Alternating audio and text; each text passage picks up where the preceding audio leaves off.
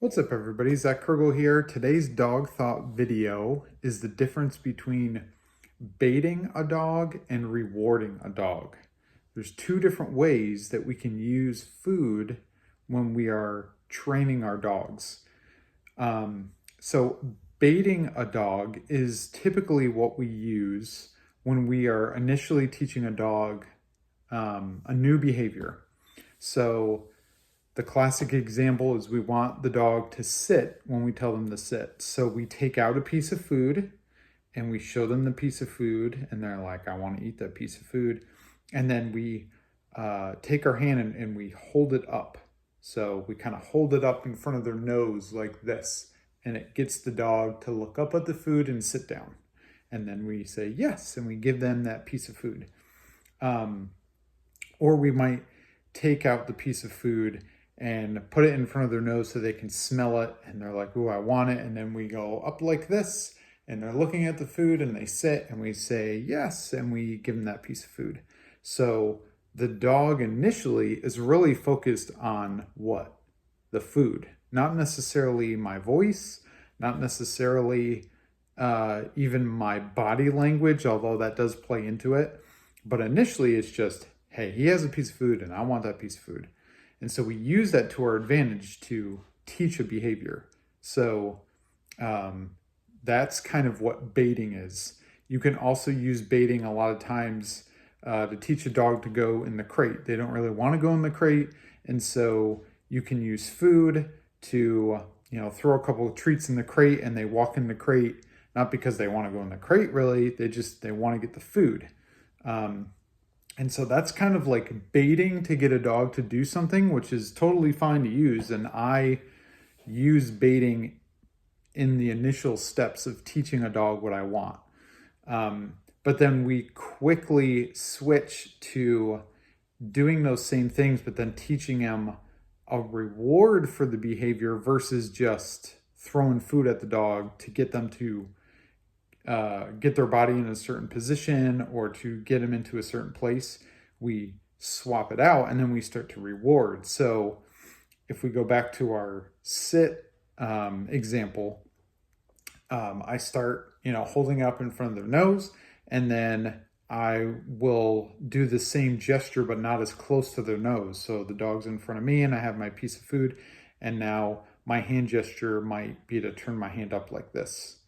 And I'll say sit, and I'll just wait for them to do the same behavior where they will put their head up and they'll sit down, and then I say yes, boom, and I give them food.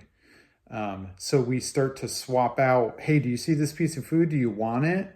Do this, and then I give it to you.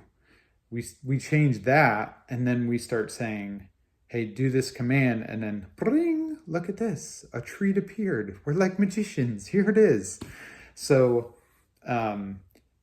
that's important when it comes into the training of our dogs, because this can tend to lead, if you only do baiting or you don't really know how to offer the treats in the right way, or when to kind of swap from baiting to actually just rewarding, this can create those scenarios where maybe you're talking to somebody and they're like, he knows how to sit. If I have a piece of sausage, he'll sit right down. Versus, okay, I tell him to sit, but he doesn't do it all the time, or he only does it if I have food. That's usually a good indicator of, okay, so you have baited the dog to do a behavior, but he doesn't necessarily know to do this behavior no matter what, and no matter what surrounding they're in, even if you don't have food. So that's the difference. So we use baiting to kind of start, and then we switch, and then we go to rewarding. And usually those steps are pretty close together. Like if you have a puppy, you're going to do a lot of baiting initially to kind of get them to do what they want to do. But sometimes it's even in one session. Like if we go back to the crate scenario and I have a puppy and I bait, I throw it in there. Maybe after the third time, now I'm going to tell the dog, okay, go in your crate. And I might have to wait, or I might have to use a little leash pressure to guide them in. And once they take that first step to go into the crate, then I'm like, yes. And then, the leash pressure goes off and then they start to go into the crate. And then maybe once they put a foot in the crate, I might put a treat in there. Yeah, good job. But typically, if we were to continue with that crate scenario, a lot of times what I'll do is, the dog's kind of next to me. They don't know what is this thing. I take some food out and I, throw food into the crate. So my hand motion is like this, right? And I'm sprinkling food in there and in they go. So then what happens after a while is the next time I walk over to the crate and then I start to make that transition and I say crate, right? And I start to point. So now my body language is getting associated.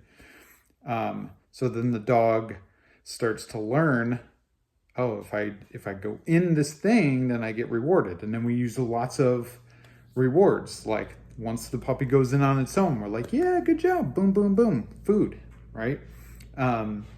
So I'm saying that to say, don't feel like you have to, like, how long do I bait? For like 6 months?